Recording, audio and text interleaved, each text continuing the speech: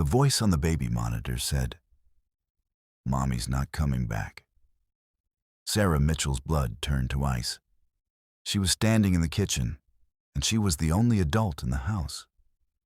It was 2:47 a.m. on a Tuesday in November 2019, and Sarah had just gotten up to grab water when she heard it.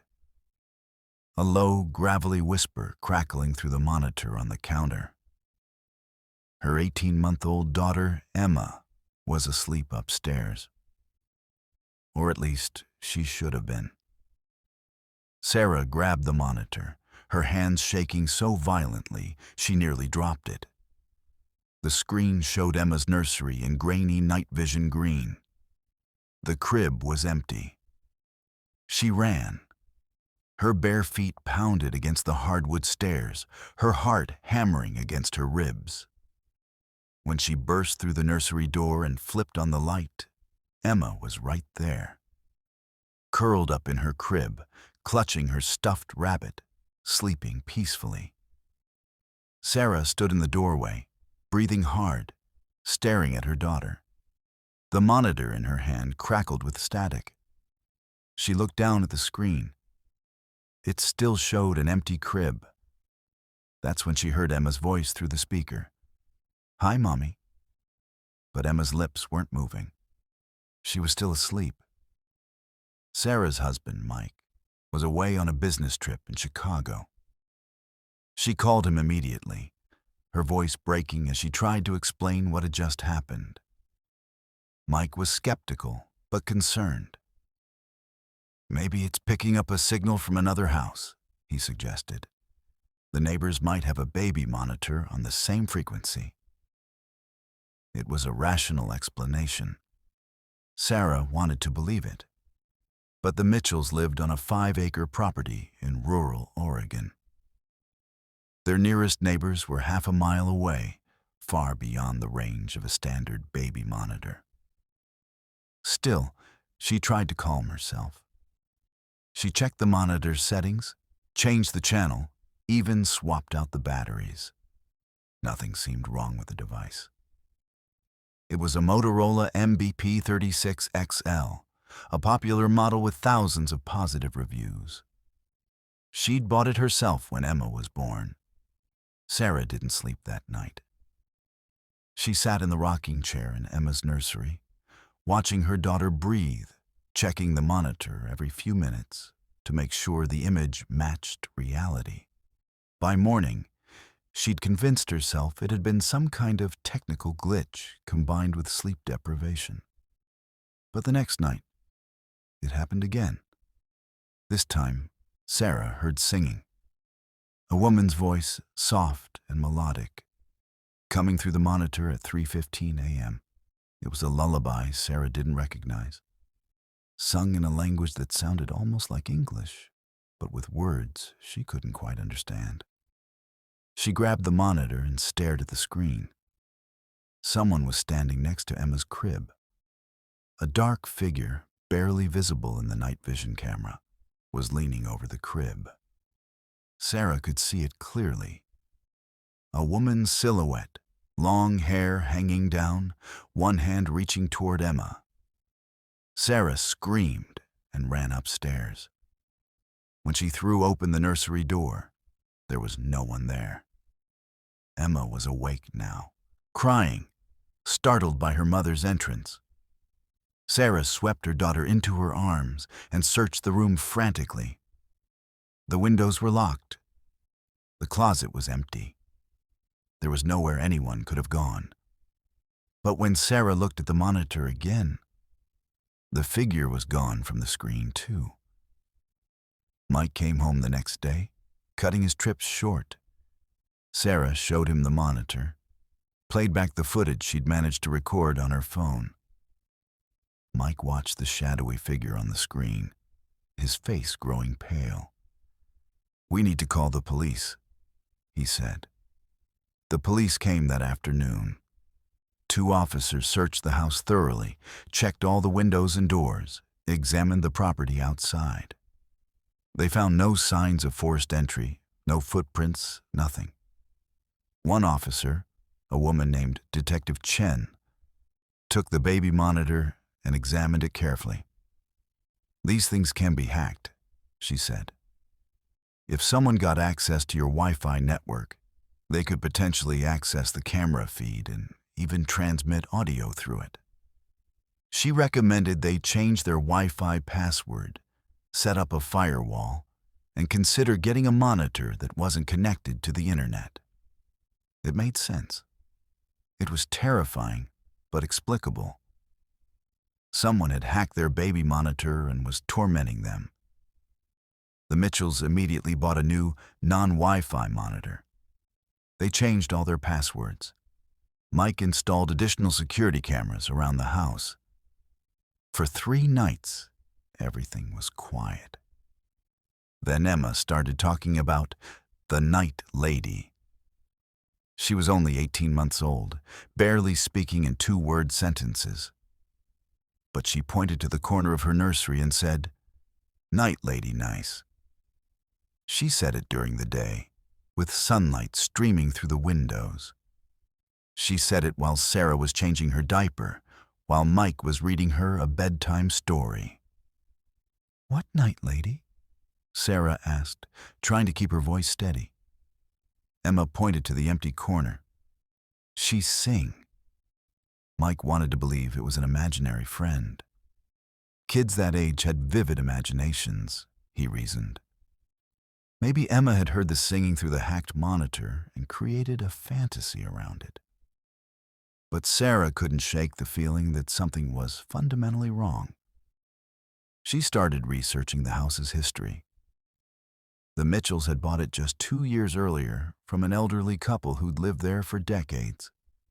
Before that, the property had belonged to a family named Carson. Sarah dug through county records, old newspaper archives, anything she could find. What she discovered made her stomach drop. In 1987, a woman named Catherine Carson had died in the house. She'd been found in what was now Emma's nursery, which had been the master bedroom at the time. The cause of death was listed as accidental overdose. But Sarah found an article from the local paper that told a darker story. Catherine had been suffering from severe postpartum depression after the birth of her daughter. She'd been hearing voices, seeing things that weren't there. Her husband had found her unresponsive one morning, while their 6-month-old baby cried in the crib beside her. The baby, Catherine's daughter, had been named Emily, almost the same name as Emma. Sarah showed Mike what she'd found. His face went white. "You think the house is haunted?" he asked. "I think something is here," Sarah said, "and I think it's connected to Emma." That night, they set up every piece of recording equipment they owned. Mike's old camcorder, Sarah's phone, the new baby monitor, even a voice recorder they'd used for work projects. They positioned them all around Emma's room, determined to capture whatever was happening. At 3:33 a.m., every device captured the same thing. The temperature in the room dropped so suddenly that the thermal sensor on the new monitor triggered an alert. On the video feeds, a luminous mist began forming in the corner of the room where Emma always pointed. The same corner where, according to old floor plans, Catherine Carson's bed had been. The mist coalesced into a recognizable shape. A woman. She moved toward Emma's crib with an unnatural, gliding motion. Sarah and Mike were watching from their bedroom on the monitor. They both ran, but by the time they reached the nursery door, it wouldn't open. Something was holding it shut from the inside, though there was no lock. Mike threw his shoulder against it while Sarah pounded on the wood, screaming Emma's name. Then, as suddenly as it had stuck, the door flew open. The room was freezing. Emma was standing in her crib, eyes wide open but unseeing, her arms outstretched. She was speaking, but the voice coming from her mouth wasn't her own. It was the same gravelly whisper from the first night. She left me alone. She wouldn't wake up. I cried and cried, but she wouldn't wake up. Sarah grabbed Emma, but her daughter was stiff, rigid, her eyes still unfocused. Mike was recording everything on his phone, his hands shaking. "Catherine?" Sarah said, her voice trembling. "Is that you?" Emma's head turned towards Sarah with a movement too fluid, too adult. "I didn't mean to leave her. I didn't mean to.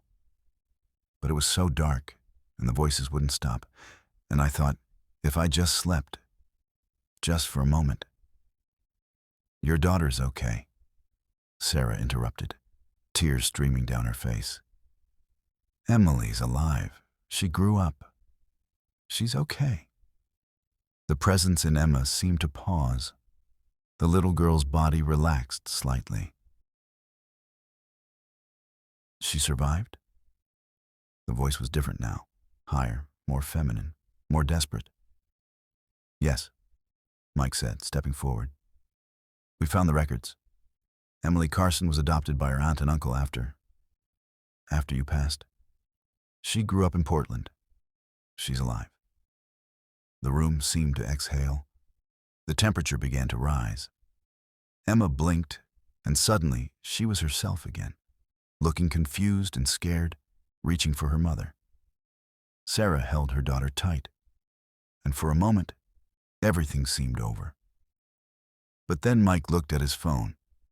The recording had stopped at exactly 3:33 a.m., the moment they had entered the room. He checked Sarah's phone, the camcorder, the voice recorder. Every single device had stopped recording at the same timestamp. There was no footage of what had just happened in that room.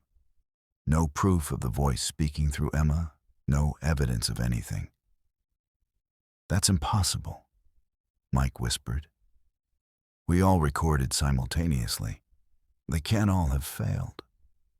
Sarah felt a chill run down her spine that had nothing to do with the temperature. The next morning, she tried to find Emily Carson. She searched adoption records, social media, public databases. There was no Emily Carson born in 1987 who had been adopted after her mother's death. In fact, when Sarah looked more carefully at the newspaper article about Catherine Carson's death, she noticed something she'd missed before. The article mentioned that Catherine had died alone in the house. There was no mention of a baby. No mention of a daughter at all. Sarah drove to the county records office. She pulled every document related to the Carson family.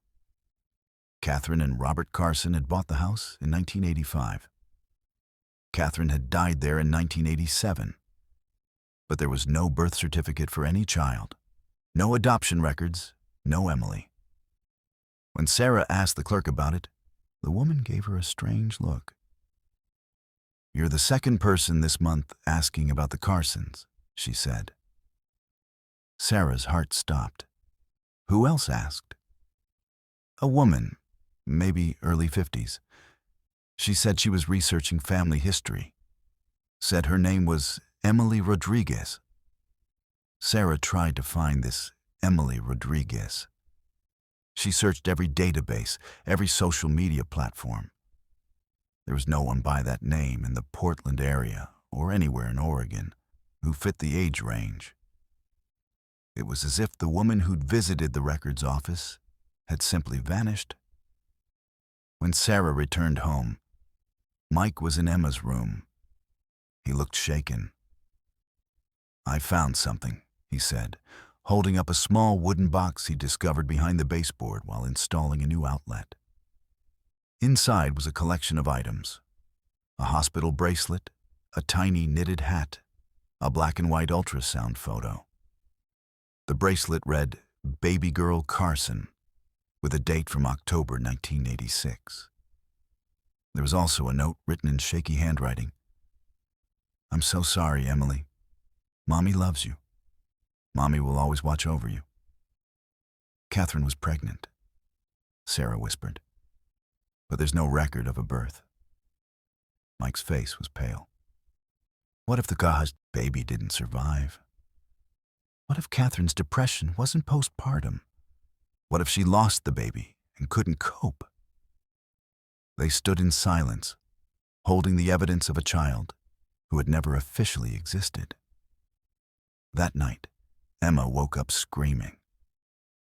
Sarah ran to her room and found her daughter sitting up in her crib, pointing at the corner. "Night lady sad," Emma said. "Night lady looking." "Looking for what?" Sarah asked, though part of her didn't want to know the answer. "Baby," Emma said. "She can't find baby." Sarah felt something shift in the room, a presence that was no longer comforting but desperate, searching. The temperature dropped again.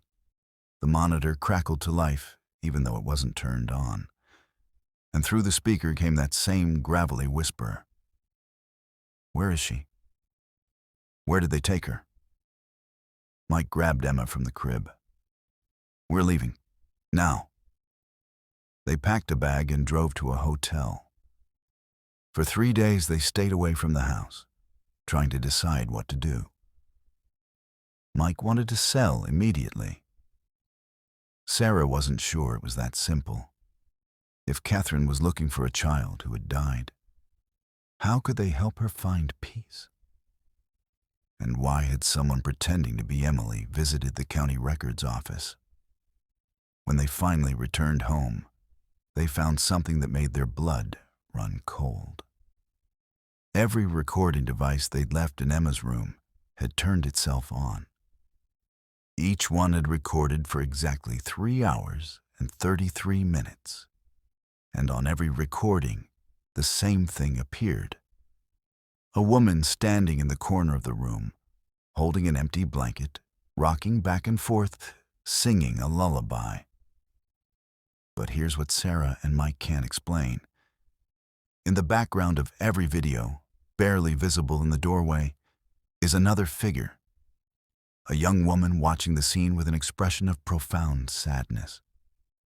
And when Sarah zoomed in on the clearest image, she saw something that made her drop the phone. The young woman in the doorway was wearing a visitor's badge from the county records office. The name on the badge read, Emily Rodriguez. The Mitchells still live in that house. They've tried to leave twice, but both times, Emma got violently ill the moment they crossed the county line, recovering only when they returned home. Sarah has stopped researching the Carson family. Some questions, she's decided, are too dangerous to answer. Emma still talks about the night lady, but now she mentions someone else too. The sad girl, she calls her. The sad girl visits the night lady. Last week, Sarah found a new photograph slipped under Emma's door. It's old, faded, showing a young woman who looks exactly like the figure from the doorway of the recordings. On the back, in handwriting that matches the note from the wooden box, are 5 words that Sarah wishes she'd never read. We're still looking for her. Sarah doesn't know if Catherine is searching for a child who died, or if something else entirely is happening in that house. She doesn't know who Emily Rodriguez really is, or was. She doesn't know why their daughter seems to be at the center of something that defies explanation. What Sarah does know is this. Every night at 3:33 a.m., the baby monitor turns itself on. And every night, she hears that lullaby, sung by a voice that might be a grieving mother, or might be something else entirely, something that has learned to sound like one. Mike deleted all the recordings last month. He said they needed to move on, to stop obsessing. But Sarah kept one file, hidden on a flash drive in her desk drawer. Sometimes, late at night when Mike is asleep, she watches it. She studies the face of the woman in the doorway, trying to understand what she's seeing. Because in the last frame before the recording cuts out, both figures, Catherine and the mysterious young woman, turn to look directly at the camera, and they're both smiling. Sarah has never told Mike what she noticed in that final frame. She's never told him what she saw reflected in the window behind them, barely visible in the night vision footage. The shadow of a small child standing in Emma's crib, reaching up toward something Sarah can't see. The monitor crackles to life as she watches. Emma's voice comes through the speaker, though Sarah knows her daughter is sound asleep. "Mommy, when will the night lady find what she's looking for?" Sarah doesn't have an answer. She's not sure she wants one. All she knows is that tomorrow night at 3:33 a.m., the monitor will turn on again. The lullaby will play. And somewhere in that house, something is still searching, still waiting, still watching her daughter sleep.